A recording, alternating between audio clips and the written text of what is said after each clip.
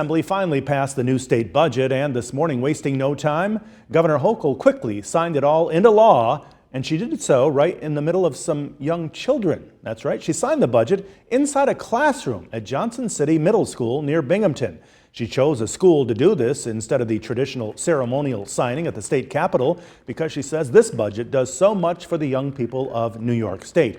She says it covers the complete cost of school breakfast and lunches and also gives a tax cut for parents adding up to about $5,000.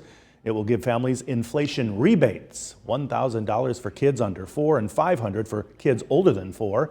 And finally, in schools, it institutes a cell phone ban during school hours. She says will allow students to get things done in school and be more productive, and says that ban will benefit them overall. I said, your family is my fight, and I want to make sure I could fight for your moms and dads to have more money back in their pockets. Everything's getting so much more expensive. Your sneakers, your clothes, your backpacks. And it's been hard. It's hard for them to pay the bills. So I knew that if I could focus on families, help your parents out, the inflation rebate will help thousands of families here in this area. Now, the governor says there is so much more important legislation included as part of this year's budget, including bills to improve mental health care and strengthen treatment for serious mental illness.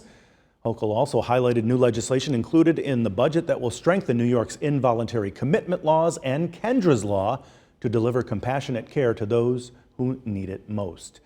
Now, not everyone is all smiles over this new budget. A number of Republican state lawmakers say it's not a good budget. Assemblyman Robert Smullen of Gloversville and Johnstown, who represents parts of the Mohawk Valley and the Adirondacks, voted no on the budget and says, quote, after passing a dozen budget extenders, waiting for more than a month, negotiating behind closed doors and dumping policy issue after policy issue into the mix, Albany Democrats are proud to deliver a bloated fiscal 25-26 enacted budget. This year's $254 million budget, $254 billion budget, $13 billion more than the 2024-25 enacted budget, is the largest our state has ever passed. Yet he says it does little to address the real needs of upstate New Yorkers. Again, the budget has now been signed into law. The budget was 38 days late.